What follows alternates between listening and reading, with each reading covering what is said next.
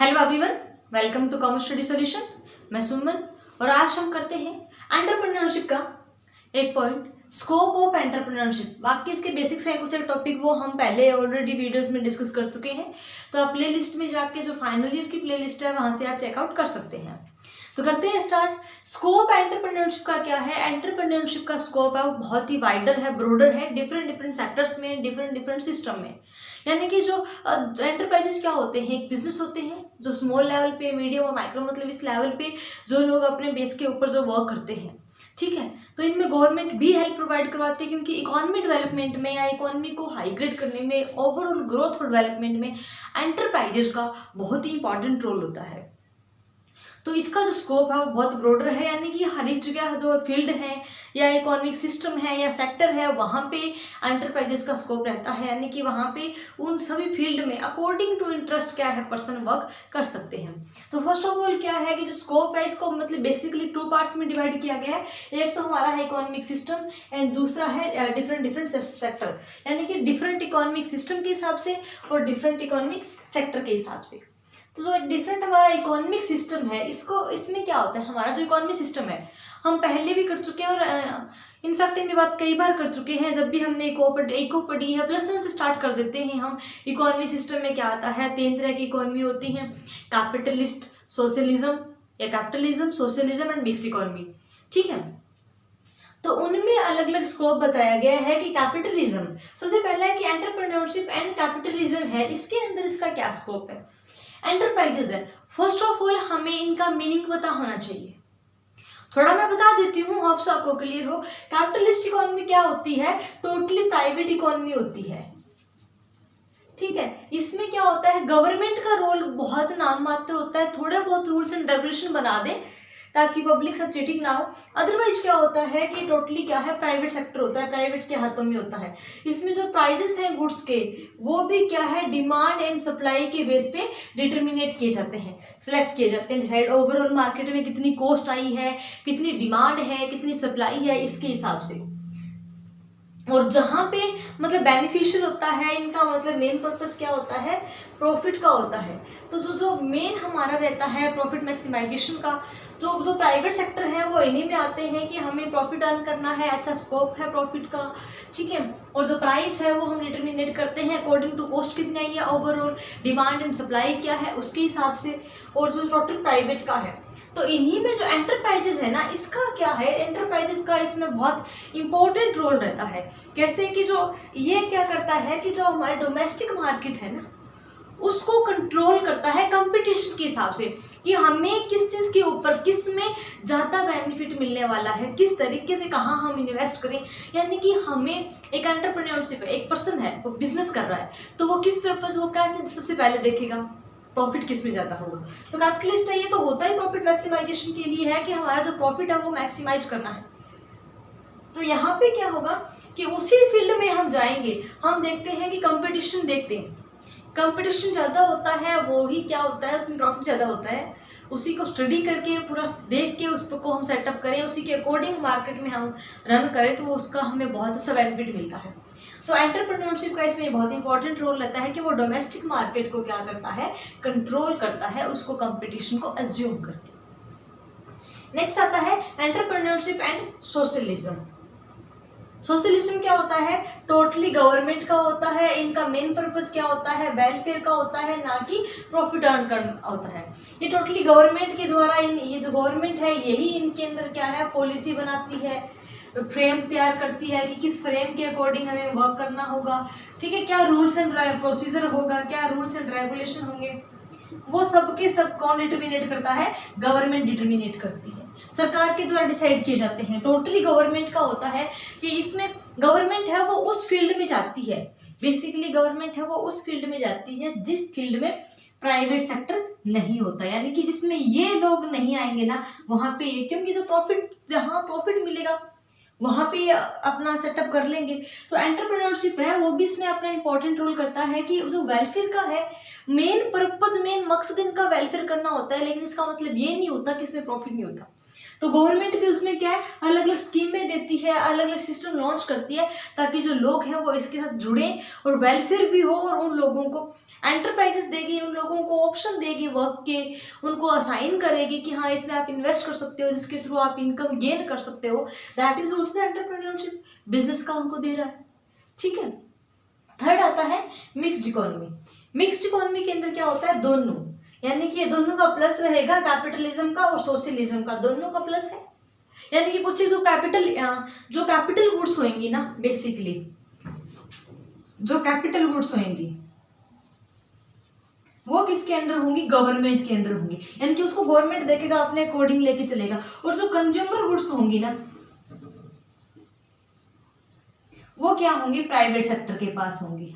दोनों बेनिफिट उठाते हैं। गवर्नमेंट भी रूल्स एंड रेगुलेशन प्रॉपर बना के चलती है, कुछ चीज़ों को साथ लेके चलती है, ताकि क्या करें कि उन चीज़ों, उन गुड्स को अच्छे से मेंटेन कर सके, जो पब्लिक है उसके साथ चीटिंग ना हो, एंड जो कंज्यूमर गुड्स हैं वो प्राइवेट सेक्टर के द्वारा बनाई जाए होता है, ताकि प्राइवेट सेक्टर भी अपना पूरा का पूरा बेनिफिट है वो ले सके। तो ये तो आता है इसके अंदर डिफरेंट इकोनॉमिक सिस्टम में। तीन है हमारा, capitalism, socialism and mixed economy, तीनों इसके अंदर कवर होते हैं। अब बात करते हैं डिफरेंट सेक्टर की। अलग अलग सेक्टर में एंटरप्रेन्योरशिप का क्या स्कोप है, क्या रोल है। एंटरप्रेन्योरशिप में क्या है, देखो सबसे पहले हमें पता है कि large scale, medium scale, small scale industries होती हैं। ठीक है। लार्ज में हमारा लार्ज एंड मीडियम दोनों ही कवर कर लेते हैं। तो ये जो लार्ज स्केल इंडस्ट्री है उसमें एंटरप्रेन्योरशिप, यानी कि कोई भी इंडस्ट्री है वो एंटरप्रेन्योरशिप के ऊपर, एंटरप्रेन्योरशिप को ही मिला के कहीं ना कहीं इंडस्ट्री बनती है। ठीक है। तो जो लार्ज स्केल के ऊपर, वो तो बड़े ब्रॉडर लेवल पे जो वर्क करते हैं, जो लार्ज प्रोडक्शन करते हैं, ठीक है, जो मतलब बेसिकली क्या है, जो हायर है, इसमें हायर क्वांटिटी की गुड्स को सेल करेंगे। ठीक है, सेलिंग करेंगे या क्या करेंगे, सर्विस प्रोवाइड करेंगे, सर्विस प्रोवाइड करेंगे। तो वो जो हायर लेवल पे, ब्रॉडर लेवल पे करते हैं, वो हमारे लार्ज स्केल के अंदर कवर होते हैं। तो जो एंटरप्रेन्योरशिप कंसेप्ट है ना, वो हमारा कहाँ से स्टार्ट होता है, मतलब वो पॉइंट हमारा बिजनेस का, प्रोडक्ट को सेल करना, सर्विसेज प्रोवाइड करना, उसके थ्रू बेनिफिट अर्न करना, उससे हमारा क्या है, ये स्टार्ट होता है। और ये किसके लिए करते हैं हम, प्रॉफिट को मैक्सिमाइज करने के लिए, प्रॉफिट को मैक्सिमम के लिए। तो इसमें एंटरप्राइजेस का कि जिसमें हमारा, जिस फील्ड में हमारा ज़्यादा बेनिफिट है, ज़्यादा प्रॉफिट है, जिसमें मैक्सिमाइज होता है हमारा प्रॉफिट, उस कंसेप्ट को लेके चलते हैं। और जिसमें हमारी सेलिंग है वो हायर रहती है, उसको हम लेके चलते हैं। नेक्स्ट आता है small scale industry. Small scale है जो कि छोटे लेवल पे जो अपना काम करते हैं, उसको हम लेके आते हैं कि हमारी जो स्मॉल स्केल इंडस्ट्रीज हैं, इनमें भी एंटरप्रेन्योरशिप है, जो एंटरप्राइजेस है, इनका इंपॉर्टेंट रोल रहता है। कि कुछ एक इंडस्ट्री है जो इसमें कवर होती हैं, MSME, micro small macro enterprises, या इसमें कह सकते हैं मीडियम एंटरप्राइजेस।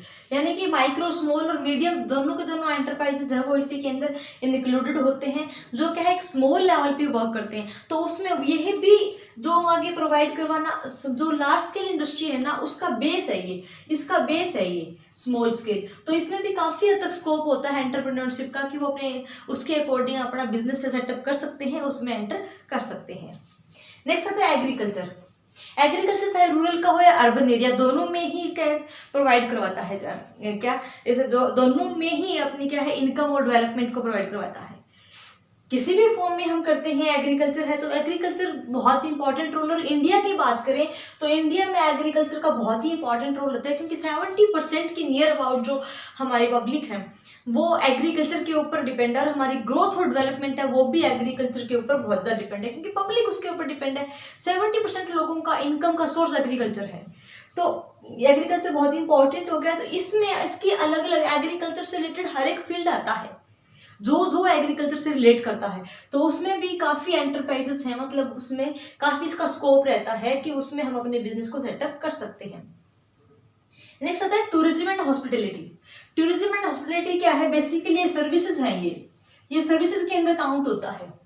और इंडिया क्या है, एक मतलब एक नेचुरल ब्यूटी है इंडिया के अंदर, एक हिस्टोरिकल प्लेस है इंडिया में, और उसकी वजह से क्या है कि टूरिज्म का कंसेप्ट आता है ना, इंडिया में जो टूरिज्म का कंसेप्ट है ये मतलब बहुत अच्छा है, काफ़ी पब्लिक है। इंडिया के जो फॉरेनर्स हैं वो इसमें क्या है, टूरिस्ट आते हैं उन चीज़ों को देखने के लिए। तो उसके ऊपर गवर्नमेंट भी बहुत बहुत स्कीमें लॉन्च कर रही है, बहुत सी चीज़ें, बहुत सी कंसेप्ट लेके आ रही है, क्योंकि ये सबसे मेजर सेक्टर है जिसके थ्रू क्या है, हायर इनकम जनरेट होती है।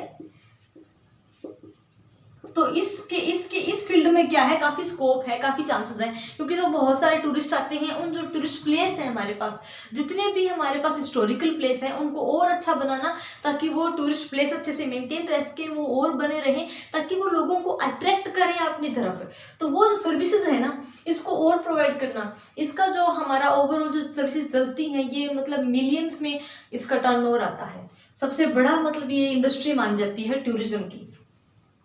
ट्रांसपोर्ट की रिक्वायरमेंट भी रहती है, जो बड़ी बड़ी सिटी होती हैं उसमें रिक्वायरमेंट रहती है, चाहे वो गुड्स का या पैसेंजर को ट्रांसपोर्ट करना हो one place to another place, तो इसमें भी काफ़ी स्कोप रहता है इस एंटरप्रेन्योरशिप में भी। नेक्स्ट आता है सर्विसेज। इनके अलावा जो भी सर्विसेज हम प्रोवाइड करवाते हैं, जिस भी तरह की सर्विस प्रोवाइड करवाते हैं, और जो सर्विसेज है ना, ये बहुत ही फास्ट ग्रोइंग सेक्टर है। जितने हमारे सेक्टर हैं उन सब में सबका जो फास्ट ग्रोइंग सेक्टर है वो सर्विसेज आता है। इसमें काफ़ी इंप्रूवमेंट आई है, और टेक्नोलॉजी यूज करके हम इसको और अच्छा बना सकते हैं। और ये जो हमारी सर्विसेज हैं, इसको हम स्टार्ट करते हैं बिजनेस, इसमें ट्रेनिंग की, प्रॉपर स्किल की और नॉलेज की ज़रूरत होती है।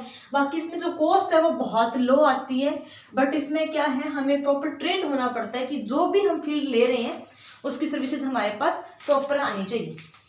और इसके लिए गवर्नमेंट ने भी काफ़ी स्कीमें लॉन्च कर रही है, जिसमें स्किल डेवलपमेंट को ट्रेंड करना, जो पीपल हैं उनको एनकरेज करना, ताकि वो इस फील्ड में आए और अपना बेनिफिट है वो अर्न करें। नेक्स्ट आता है फिशरीज, जो हमारा मच्छियों का है, मच्छी पालन है। जो आंध्र प्रदेश साइड का जो एरिया है ना, मोस्ट ऑफ जो पब्लिक है वो इसी के ऊपर डिपेंड है। ये भी बहुत एक लार्जेस्ट हम कह सकते हैं, लार्जेस्ट है, काफ़ी बड़ा इसका प्रोडक्शन इंडस्ट्री चलती है ये फिशिंग की। तो वहाँ के जो मतलब मोस्ट ऑफ लोग इसी के ऊपर डिपेंड है, जो आंध्रा के साइड हैं, ठीक है। तो ये सर्विसेज क्या है, इसमें काफ़ी एरिया कवर होता है। इसमें भी हम मोर टेक्नोलॉजी यूज करके इसको एक प्रॉपर सिस्टमाइज करके इसमें भी काफ़ी स्कोप निकल जाता है, जिसके थ्रू हम आगे वहाँ से उसको लेके आना, उसको प्रॉपर सेटअप करना, आगे फर्दर उसको ट्रांसपोर्ट करना, अलग अलग एरिया में सेंड करना, इस तरह के इसमें ये भी काफ़ी चीज़ों को कवर करता है, काफ़ी स्कोप प्रोवाइड करवाता है। नेक्स्ट आता है एपीकल्चर। एपीकल्चर के अंदर हमारा क्या होता है, जो हनी, ठीक है, मधुमक्खी का होता है, मधुमक्खी पालन। ये एक ऐसा बिजनेस है जो बहुत ही लो टाइमिंग में, लो कॉस्ट, लेस टाइम, ठीक है, और प्लेस भी हमें क्या है बहुत ही कम रिक्वायर्ड होता है। इवन देन क्या है, ये जो मधुमक्खी पालन है, जो एपीकल्चर है, इसमें इतनी कॉस्ट भी चाहिए होती है। जो लेडीज है ना, वो अपने घर पे ही, ठीक है, अपने टाइमिंग में से ही वो इस चीज़ को सेटअप कर लेते हैं कि ठीक है, वहाँ से हनी आया, उसको प्योर करना, उसको साफ करके आगे फर्दर उसको पैकिंग करके आगे देना। तो ये चीज़ें हैं, इसमें भी काफ़ी हद तक क्या है, ये एक तरह से हमारी सेकेंडरी एक्टिविटी है किसकी, एग्रीकल्चर की, फार्मर्स की, ठीक है, जो ईजिली वुमेन्स अपने घर पे ही कैरी कर लेती हैं। बहुत ही कम इन्वेस्टमेंट की ज़रूरत होती है। तो जो लो इन्वेस्टमेंट से और जो अपने वर्क करना चाहते हैं, वो इसके अकॉर्डिंग उनके लिए स्कोप काफ़ी अच्छा है। देन आता है कोर इंडस्ट्री, नारियल कटा उद्योग का है, कोर इंडस्ट्री है। तो कोर इंडस्ट्री के अंदर क्या आता है, इसका जो मेन क्या रहता है, एक्सपोर्ट का रहता है। जो भी हमारी नेबर कंट्री है ना, उन काफ़ी को एक्सपोर्ट करते हैं इससे, जो ये जो हमारा इंडस्ट्री है ये, तो इसका जो इंटरनेशनल मार्केट है वहाँ पे डिमांड ज़्यादा रहती है। तो उसी के अकॉर्डिंग हम क्या है, वर्क करते हैं। तो इसमें बेसिकली हमें क्या चाहिए होता है, इसमें मतलब काफ़ी सारे गुड्स हैं वो कवर होती हैं कोर इंडस्ट्री के अंदर। इसमें जो हमें मिनिमम अमाउंट चाहिए होती है, ठीक है, 2 to 5 लाख की हमें अमाउंट जरूरत होती है। तरीके से हम कह सकते हैं कि जो मीडियम एंटरप्राइजेस है ये, और जो लेबर है हमें पर डे उस वर्क को परफॉर्म करने के लिए मतलब पर डे चाहिए हमें लगभग 12 से 15 लेबर की रिक्वायरमेंट रहती है हमें पर डे, एक स्पेसिफिक एक काम को करने के लिए। बाकी इसके अंदर काफ़ी चीज़ें हैं, काफ़ी गुड्स हैं जो इंक्लूड होती हैं। देन नेक्स्ट आता है टेक्सटाइल इंडस्ट्री। टेक्सटाइल तो खुद से भी बहुत एक ब्रॉडर इंडस्ट्री है, ठीक है, हिंदी में कहें तो वस्त्र उद्योग, काफ़ी बड़ा इंडस्ट्री है अपने आप में ही, ठीक है। और अगर इंडिया की हम बात करें तो सबसे ओल्ड इंडस्ट्री है ये, सबसे पुरानी इंडस्ट्री है इंडिया की टेक्सटाइल। इसका जो टोटल है और बड़ी भी है, जो इसका एक्सपोर्ट हम करते हैं ना, टोटल 13% ओनली अकेले टेक्सटाइल इंडस्ट्री कवर करती है। जितना एक्सपोर्ट करती है उसमें 13% जो है टेक्सटाइल का होता है हमारा, इसका एक्सपोर्टिंग होता है। और ये भी ज़्यादातर क्या है, लेबर इंटेंसिव है, यानी कि लेबर बेस्ड होती है ज़्यादा, इसमें एम्प्लॉयज़ की रिक्वायरमेंट रहती है। और ओवरऑल हम बात करें अजम्पशन एस्टिमेटेड की, अब तक इसमें मतलब 105 मिलियन एम्प्लॉय हैं वो वर्किंग में हैं डायरेक्टली और इनडायरेक्टली टेक्सटाइल के अंदर। तो इस तरह से हमारे एम्प्लॉय इसमें वर्क करते हैं, तो इसमें भी काफ़ी हद तक स्कोप रहता है। और इसके लिए, इस इंडस्ट्री के लिए गवर्नमेंट ने भी काफ़ी प्लान इंट्रोड्यूस करे हैं, ठीक है, पावर लूम सेक्टर के थ्रू, जिसके अंदर सोशल वेलफेयर स्कीम्स शुरू की गई हैं, इंश्योरेंस को भी कवर किया गया है, क्लस्टर डेवलपमेंट को भी, इस तरह की कई चीज़ें भी कवर की गई ताकि लोग इसमें और ज़्यादा आए, इसमें इन्वॉल्व हों। तो ये सारे के सारे सेक्टर्स हैं भी जिसमें अलग अलग इसमें काफ़ी रोल रहता है। ये एंटरप्रेन्योरशिप में स्कोप बताया गया है कि इन सब में भी काफ़ी स्कोप है। जो पर्सन अपने बेस पे कोई एंटरप्राइजेस करना चाहता है, जो बिजनेस करता है, तो उनके लिए अलग अलग सेक्टर में उनके लिए स्कोप अवेलेबल है। तो होप सो आपको ये टॉपिक समझ में आया होगा। आज के लिए इतना ही। स्कोप ऑफ एंटरप्रेन्योरशिप था ये कि एंटरप्रेन्योरशिप का स्कोप है वो कहाँ कहाँ है, दैट मीन्स कि कहाँ कहाँ कवर होता है एंटरप्रेन्योरशिप। अगर अभी भी आपको किसी पॉइंट में कोई प्रॉब्लम है तो फील फ्री टू आस्क, आप पूछ सकते हैं। Thanks for watching, bye bye.